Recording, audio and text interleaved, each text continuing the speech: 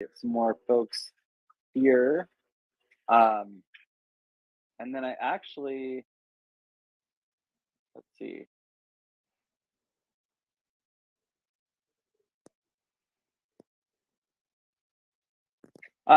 So Brent and Antonio, do you want to just let me know when we're ready to roll, or are we ready to roll right now?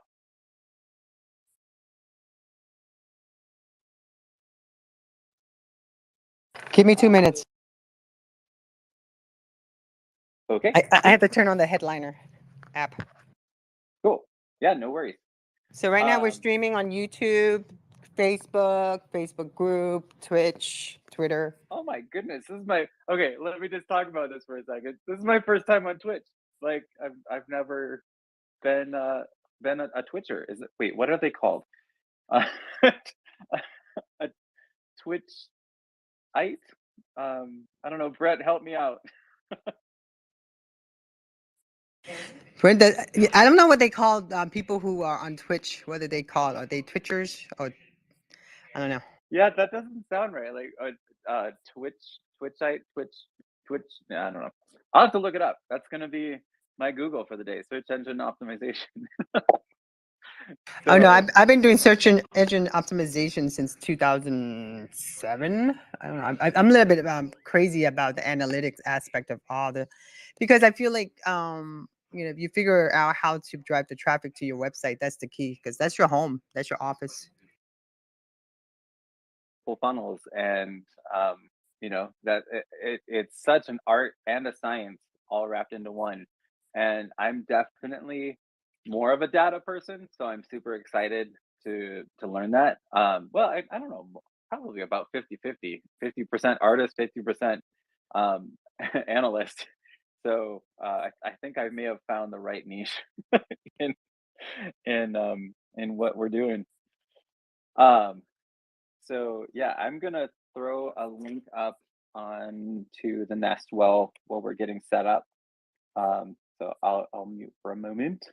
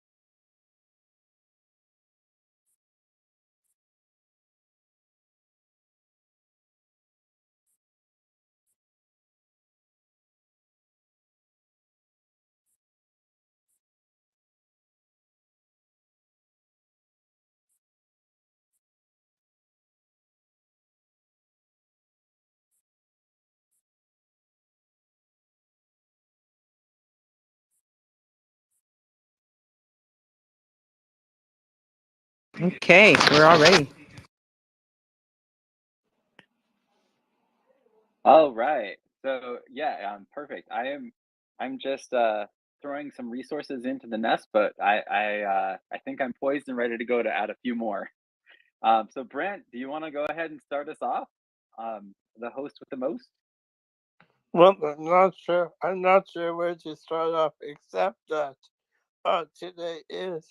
today is World Down Syndrome Day. Yes, I feel like you may have read my mind, Brett, because I actually just put into the nest one of the a TikTok song that one of my former students made.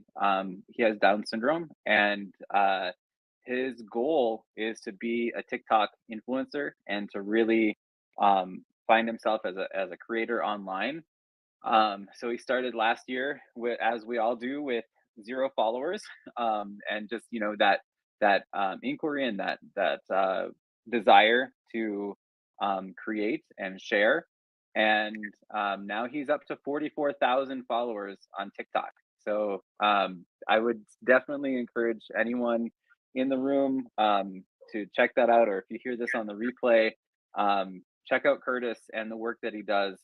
Um, and this is a song that he wrote called "Pay with My Watch," which is just all about accessibility and how it's so amazing, the things we take for granted. There was we were talking about one time that I forgot my wallet, and then I just left the coffee shop, and he's like, "Why didn't you pay with your watch?"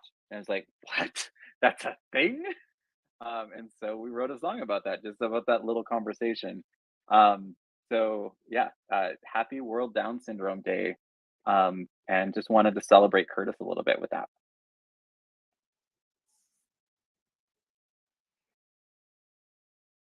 So I know, Brent, we had set up this space to talk about supports in um, on careers. That if you look at the title of our space, we already covered, just the launching the conversation on World Down Syndrome Day, and then we want to talk about career support and how special education can can pave the way for transition and career like meaningful career supports for people. So I would love to hear some of your thoughts on what that might look like. What are the best supports?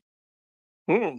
Well, I would say that uh, job shadowing or being able to like intern in a career field that would be two good places because That I'm sure Tanya would agree that an intern is the best person to to learn to learn from.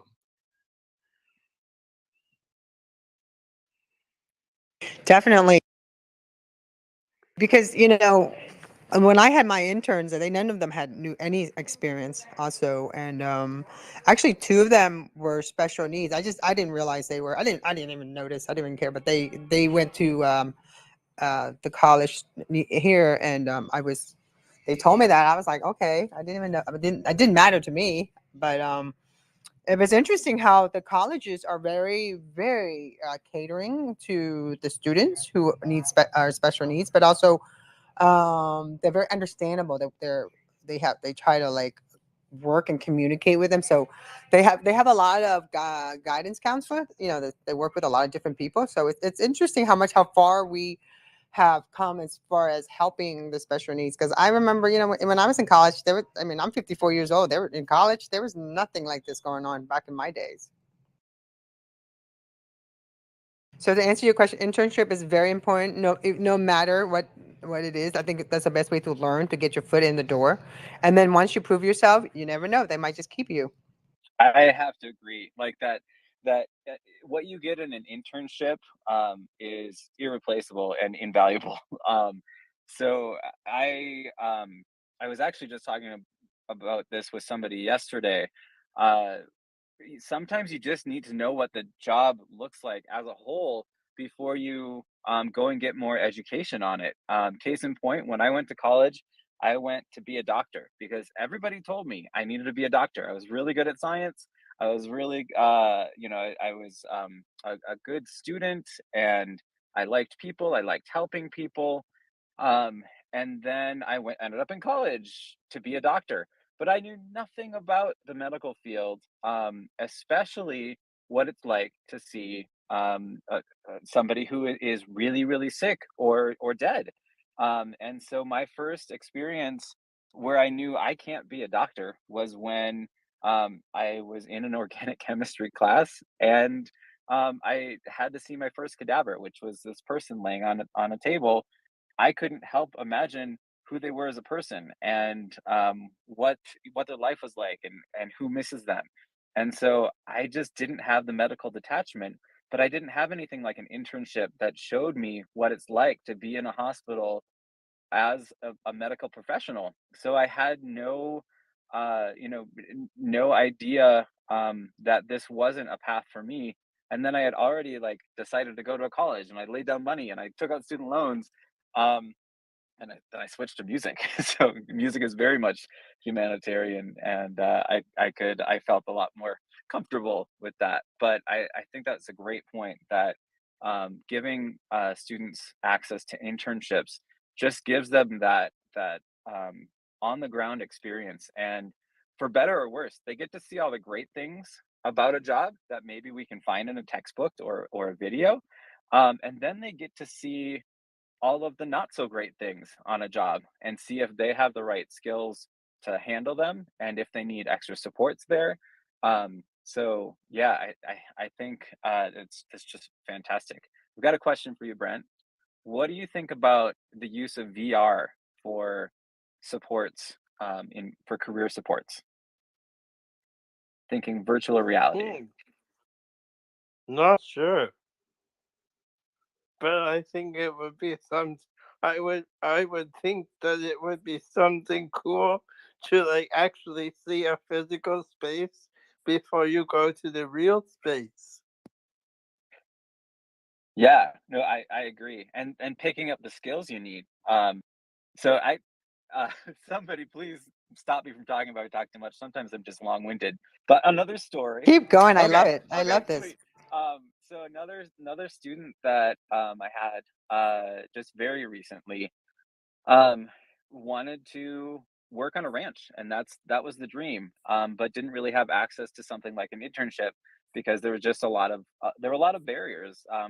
Distance being one of the biggest ones because the closest ranch that was hiring was like 35 miles away, and then the student still being in school.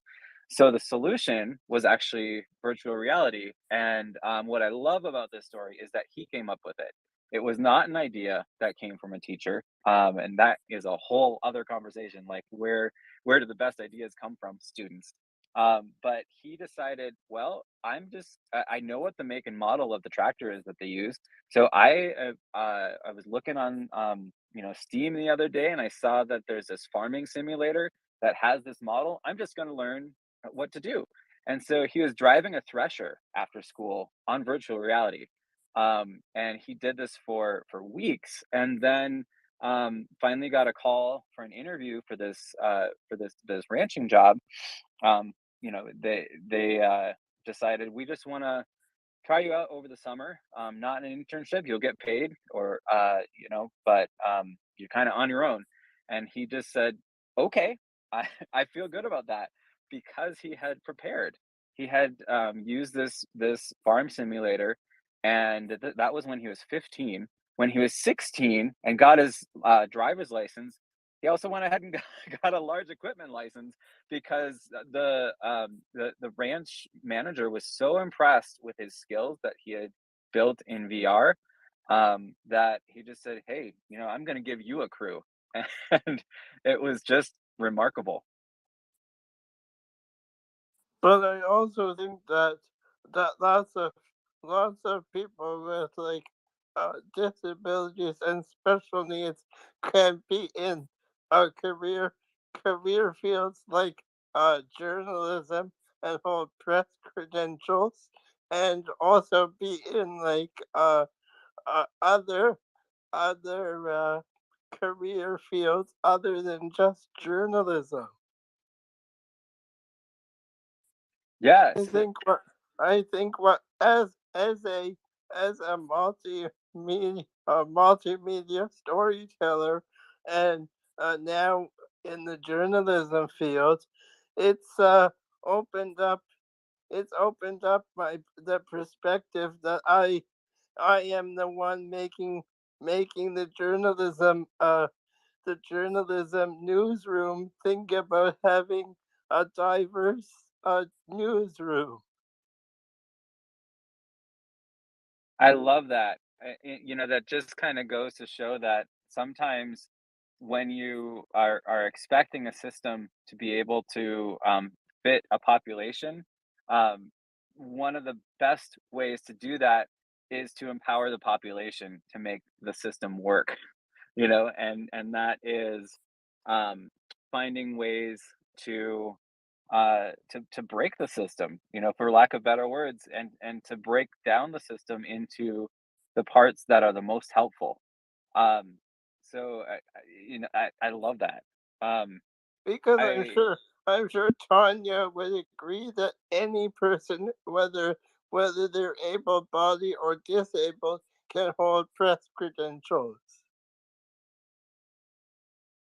I agree, and I think what it is, no matter what, if you find your platform to be able to curate the content and share out the information for the news, even if you're not working for a news outlet or even a magazine of any kind. If someone just wanted to sit there on Twitter and just like practice live tweeting or practice tweeting um, TV shows and different things, you're going to be surprised how fast they pick up and learn. So I just think the sky's the limit. I think it's really the communication of the other person if they're wanting to give someone an opportunity. It's not about chance; it's an opportunity. And most of the time, all the time I've ever experienced this, that anyone with special needs, they take it. They're very hungry to learn and want to know how this is happening, and it's such refreshing to work with that, because a lot of the time you work with, especially with intern, they think they know everything and they don't want to learn anything. So it's really nice. I feel that I hope the more we talk about this type of conversation and getting people to understand, like, you if you give someone the opportunity and they take it, they will prove you right for giving them that opportunity. And no matter where they come from and what's going on with them, I think if they're given an opportunity, they will take it. And no matter what situation or background they came from within their childhood. Yep, Because I do be, agree. because at the end of the day, does it matter what country does it matter what country they're from or nationality or what's wrong with them? It doesn't matter. Exactly. It doesn't matter because But to some people it matters. they're closed-minded and they never taught empathy or don't even quite understand themselves of Yeah, who they are. I was gonna say they have opportunity for growth in that area, and so I think that's part of it. Like you do a lot of this.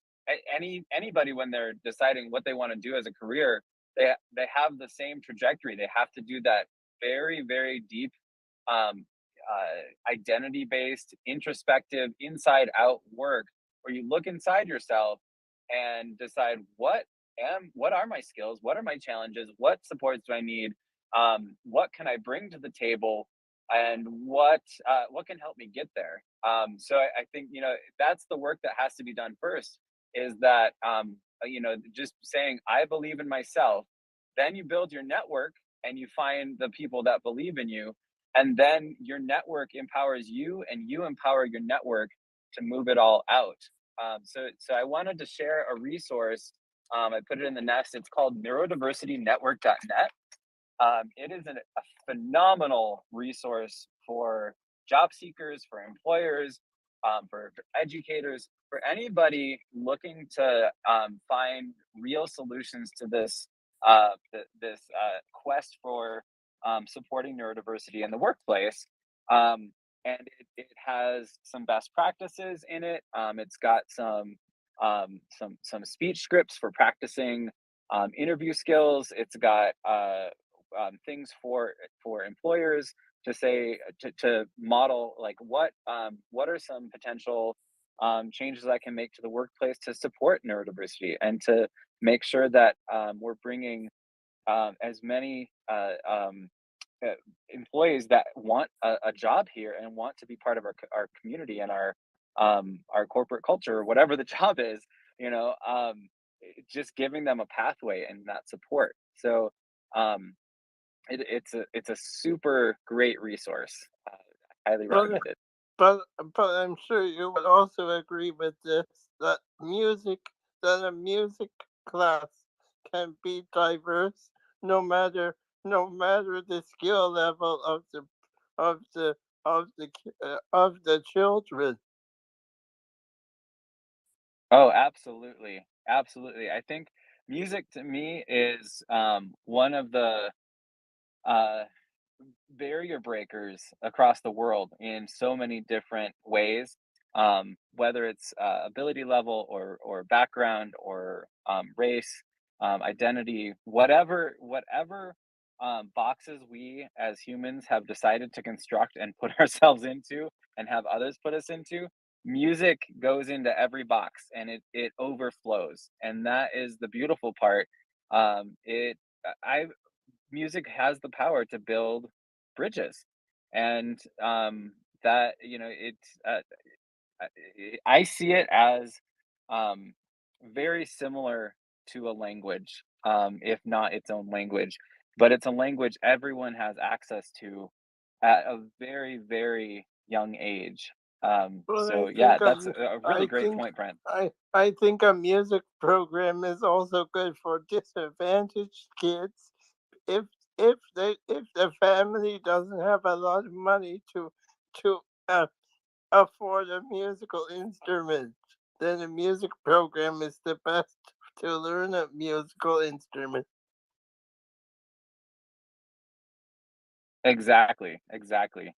And we're all born with musical instruments. Well, we've got a voice, and uh, even if our voice is doesn't sound like everybody around us, we all have that voice, whether it's audible or not. So I'm working with a student right now, um, who he's a student who's nonverbal, but he is so verbal. And there's music in what he says, and that I think it just kind of goes to show, like, music transcends language, and yeah, that I could go off on that, but whole like I could do a TED talk on that. Yeah, I would agree with everything that was said. I think that music is one of the best forms because it is so emotional. The beat of the music stimulates the mind and the body. The words, depending upon what's being sung, you're listening to, and you're absorbing it. Special needs, not special needs, it doesn't matter. Music will move a person one way or the other. They did a study many years ago, probably about 30 years ago. They did a study of cows on an actual farm. One of the set of the cows, they would play nothing but rock and roll. The other group of cows, they literally used like a classical, not classical, like the stringed instruments, whatever group that would come into. I'm not a musician. And they found that the music that was being played for the cows by rock and roll substantially produced less milk than the cows who listened to the music that was that classic music, like I said, with the strings. I may be using the wrong terminology as far as its classification, like a jazz. And they found that the cows were much more relaxed and they produced more milk than they normally did. So music is very powerful. Music was in the heavenlies when they were praising God, if you recall in the book of Isaiah. Okay.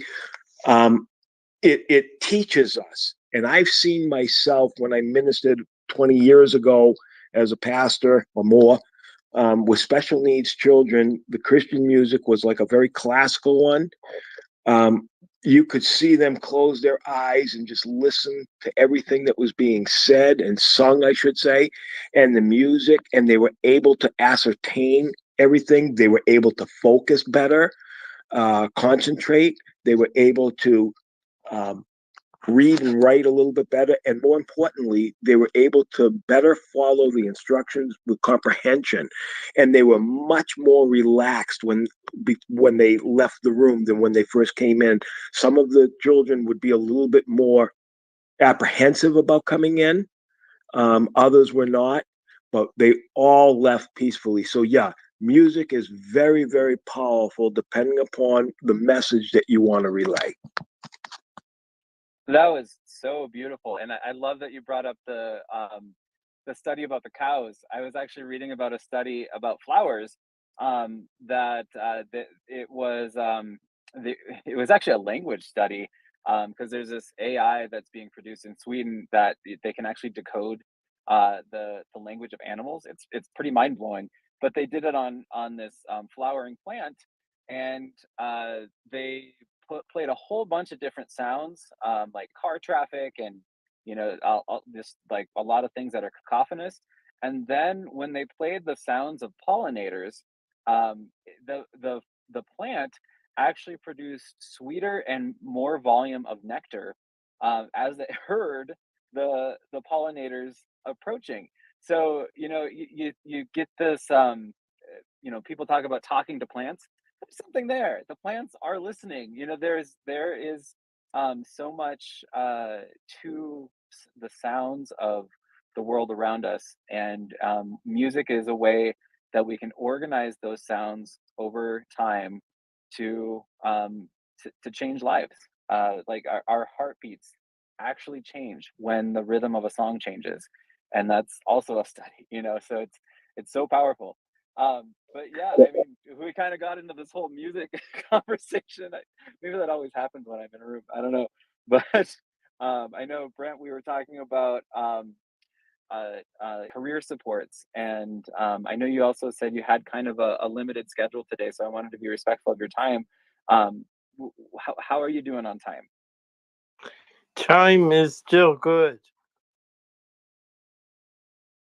Awesome. So, did you have anything, you or Tanya, that what Pastor Mike and I were talking about? Anything that rang true, or what? Where do you want to take the conversation? Well, well, maybe we can where what the next steps are for special education and how we can educate on new new teachers or new educators to get into special education, because special education is very it will be very important for the next number of years in the school and in the world of work. Yes, that is such a good point, because we don't even know how the pandemic we've been in, what the aftermath of that is going to be. Is it going to be for the next 6 months, for the next 5 years, for the next century? We just don't know. Maybe here's something we don't know. We don't know how many kids with disabilities or with special needs have been traumatized for the last 2 years because of being in the being in the classroom, and then having the school closed down, and being in the virtual learning and wearing the mask for 2 years. Yes, speaking as somebody who taught on the other side of the computer, from students for 2 years, it was challenging. Especially, I can say as an educator, I felt I was being very invasive of homes, because I just we had to set up entirely new systems, um, that were so dissimilar to the classroom. And it really, two things. Number one, it really bolstered parent collaboration and parent involvement, for a lot of students. But number two, when there were students that their parents either couldn't or wouldn't be involved, it was really, really challenging, because I couldn't do anything physically to reach out and guide. And it was, it was very frustrating on both ends. and that anytime you have something like that happen, it creates trauma. And we have to kind of dig into our trauma informed toolkit and just say, hey, this whole thing happened over the last 2 years. It was very traumatic. People being forced to do into situations and circumstances that they weren't prepared for, and the rules kept changing. And what we're just kind of left asking, what do we learn from this? So I guess a couple of things that emerged for me. Number one, blessed are the flexible, for they won't be bent out of shape. As long as you remain flexible and open to new things and new developments, in my opinion, that can really help equip you for a workplace. And that's, just to kind of drill back into our topic. Um, Anytime you have to solve a problem, the brain goes through so much growth, and that's, anytime we fail or solve a problem, uh, that it just we've created a whole new neural pathway for development and for success. So I think one thing that I can maybe offer to anybody that's listening, or anybody that listens to this later, is to have a growth mindset, and that's for job seekers, for employers, for students, for teachers, for families, for parents, for aunts, uncles, cats, dogs, everybody. As long as we all have a growth mindset and remain flexible, we can conquer anything together. So, but I think that there's lots of educators who think that they should that maybe uh special education is not the right uh teaching my teaching career for them. But maybe there's lots of new educators that want to get into the field but don't know anything about it. So how can we educate them? I think the first answer that came to my mind, is probably not the easiest answer, but I guess that's just my style. Is to empower uh, educators around us to model what it looks like. And that's the one thing that I notice, just being deep in the education field, is that for an entire career built on modeling and showing those models, and being able to grow from those models, it's hard to find models of the greatest teachers, because their schedules are so booked, they're so burnt out, they're so busy being awesome, that I think we need to like hire a documentary film crew to just go around the entire world and highlight the best educators out there, so that we have these recordings of what does great teaching look like, what does it sound like, what does it feel like, and have students give very real and raw um, accounts of what their experiences were in special education. What are the things that that really built them up, and what were the barriers that were met, even within a classroom that is supposed to be uh, lifting you up. That's the point of a special education classroom. But I'll be the first to say there are barriers that pop up there too. Anytime we label somebody, it's one more layer of a barrier. Anytime we dismiss somebody as they can't do that because of this, it's one more layer of a barrier. Anytime we handle somebody with and this is hard for me, because this is where my heart goes, with over caring, with over serving and overstepping, that's some very real potential harm, because then you're under equipping and you're under recognizing. And yeah, I don't know if this is making any sense, but that's where my heart went.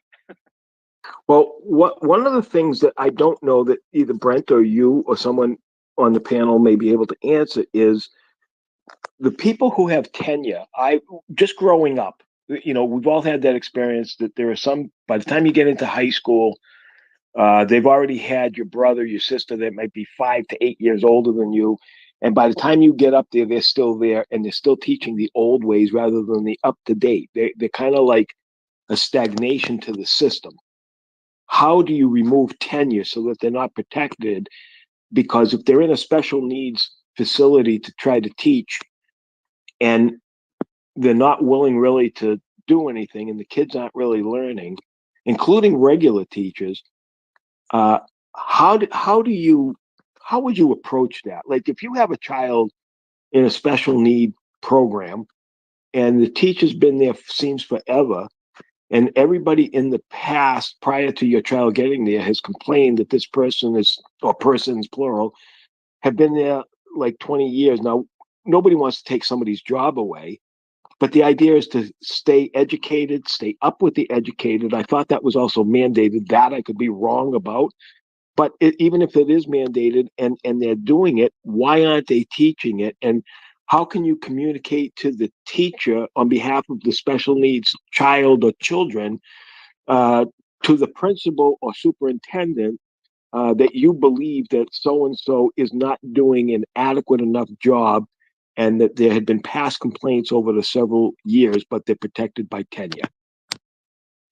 Yeah, I guess the one thing I can say that sounds like a very specific case, and but it could be a very very universal issue. I would say my gut says documentation, because that's why an IEP is there. It's why beyond high school, there are also plans protected by law. And so, if there truly is something unjust, then that documentation, um, the law is on their side. Is on the side of the IEP. That's the purpose of it. But what I do, like kind of behind the scenes, is I look for the conversations and I look for moments to educate and moments to correct injustice in what I call a win-win scenario, and just it's not necessarily sugarcoating, it's not necessarily beating around the bush, but it's handling a difficult conversation with radical empathy and with trying to really understand what is this person doing that is creating this chronic issue, in the classroom or the school or situation, whatever it is, and really try and understand there, have a conversation. And I've had many of those conversations that definitely could have gone all the way to the courtroom.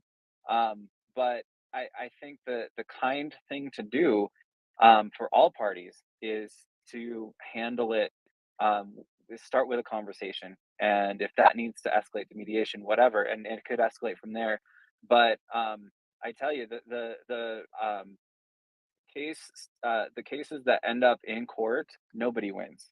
Unfortunately, at least in the what I've seen, I live in a small rural community, and they drag on, cases drag on for years, and then people tend to lose sight of what was the issue. So start with the nexus and that node of what is the main issue. I see. True Words are is here too. Good to see you again. Yes, hello, Dan, correct? That's right. Yes. No, I was listening to the case, and one of of what the gentleman said, I think one of the special education teacher here, I mean, my resume is incredibly long. I won't even bore you with it. I think one of the most powerful pieces is is for the parent to understand the IEP. That's very powerful. It's not a sign-off document. And if they need supports around the IEP, for then I have acted as an intermediary against with sort of against colleagues. If I feel that a student's program is not going correctly, I will sit there and say, look, I'm a child advocate, so we need to figure out because I'm seeing X, Y, and Z. I have no problems. If you have a problem with that, that's fine. Well, then we will just take this and let the parent ride with it. I'm willing to sit there with the parent, the other colleague as well, and sort of be intermediary. Now, if you want to, well, you're just a colleague. No, I'm being a soft advocate. Now, if you want a personal advocate, then we can go that route. I am not afraid of the union. I have done nothing inappropriate. I know all of everything because I said as a union rep for over 14 years, know it back and forth. So then we need to work. It is an incredibly powerful piece where myself, as a special education instructor, as somebody who understands educational policies, with a parent, they want this, they want that, they want the IEP, they want legitimacy, they want data. Um, it is a system where I'm going to just land here. I don't have friends. I have colleagues. I'm not looking like, oh no, if I do this, they're going to not like me. I'm not here for you. You're getting paid. I'm here for the child who's in special education and parent. I'm not here for you. I'm not here for colleagues because, quite frankly, in my 30 years in education, higher as well as, school age, people come and go, but my advocacy remains intact. I'm not here for that. And I think this is where we as colleagues get into collegiality far more than, congeniality, I'm sorry, versus collegiality. And that is a problem.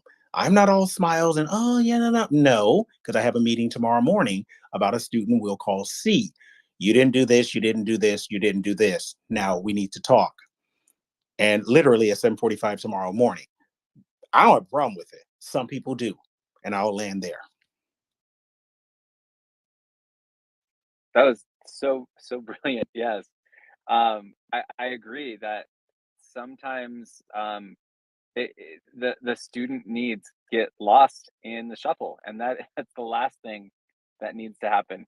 And as long as every decision is student based and student centered, we're all here to support that student, and the document is there to support that plan. So I love that. And Um, I will just quickly add, parents need to understand that you can do an IEP in March. You can do an IEP March 15th. You can rewrite that IEP April 7th. You can rewrite that IEP March 1st. You can, as things come up in the educational needs of that child, that is something. I always end an IEP meeting with this. You drive the IEP. If you need another meeting, you call it. I'm like Michael Jackson. I'll be there. That is my role. That's it. I'll be there. Just let me know. Oh, that is so great. And I think the just to kind of add to that a bit, empowering students to understand their plan. That is I think the paramount of what an IEP can be is if it is completely driven and authored and authenticated by the student, and with their voice. And I always just Excuse me, say, Dan. like, let's get you in the driver's seat. Yeah, go. Could you please tell us again what the acronym means for the I, whatever you said, that it's important for parents to know how it works? You and True Word said it. What does the actual acronym mean? Good question. Yeah, you know what? We speak alphabet soup a lot. Individualized education plan. So it's a tailored plan for a student that is a formal legal document. And what True Words mentioned before, a lot of times, unfortunately, especially if you're at a very large school with a large volume of students, with a lot of students on a teacher's caseload, it can become a sign-off document. But that's the last thing it should become, because it needs to be individually tailored. It needs to have that authorship of the student and the parents and the whole family, and the education team. So it's one of the reasons it exists, is so that everybody can be on the same page. So go ahead, Drew. You can call me James as well. It's fine. Okay, James, thank you. Yeah, I think one of the most powerful pieces that I did in my years when I taught middle school special education, and I still do it now. I have third, fourth, and fifth. I print out their goals. I print out their goals, and I literally cut out the page. What they need. Because whatever, and we talk about it. Now, middle school was one of those situations where I said, look, I said this, this, and this. Do you believe that is true? And I will be honest, 8 times out of 10, they said yes. And, that one time I had to explain it. And that one time out of 10, sometimes I had to rewrite it because we're going to have an IEP meeting. Okay. You believe that is true? Yes. Do you believe you can work for it toward this goal? Is that goal too high? Is that goal too low? Let's talk about it. Because this idea that I wrote it and then I'm going to tell a student what it is very disingenuous, especially when you get when you get into the middle school age specifically. Typically, that child has been in special education for quite some time. And that is, for a lot of reasons, from autism to, a learning disability. The list is long. But at that point, I need to bring in self-agency because that child is a part of that now. And I don't need to be having any mechanisms behind the scene that, oh, well, they don't know what this room is. One of my favorite stories was where I had students at the middle school. I want to be in your room. And I would tell them, well, I'm a special education teacher. There's students with learning disabilities. Well, I still want to be in there. No, that's not how it works. So I got a phone call from a parent. My child says that you're in a special education classroom. I will make sure he has a learning disability. That is very kind, but that is not how it works. And it gave me that message that my students were leaving my room with pride and understanding what they were in a room and their goals for. This mystery around special education where, oh, why are you going into that room? What does that mean? My students, uh, I'm in this room, they were happy about it because they knew what they were there for. I talked to them about it. It wasn't a mystery. I did not show, I did not show them their IEP. It has to be done because honestly, with the high number of Black and brown kids and the high number of autism, kids with autism as well as other neuro um, divergent skills, it is very important that they have agency. It can feel like a puppet. I'm trying to puppet these children into reaching a goal. Well, they can do it if you tell them. And I will toot my own horn. Every year I have a 60% reduction in services across the board. And these tested services where they go in, the psychologist will test, and they will, a 60% reduction in one or more areas. I've had students who started reading, writing, math. I have a young girl, Jay. All she has right now is writing because she hates writing. She's trying though, but it's to give that agency. And she did that in 2 years, and she's keeping up. I believe in that empowerment. But it's not to look at those children. I've said it before. If you look at them in a deficit zone and, oh, well, they can't, and the parents, oh, you're part of the problem. They need assistance. It's a service, not a placement. It's a service, not a placement. It's a service, not a placement. One more time, it's a service, not a placement. And I'll stop. Oh my gosh, you're like my you're my hero. That's amazing. And talking about the agency, it just made me think of we need to promote AAA, access, agency, and appropriateness.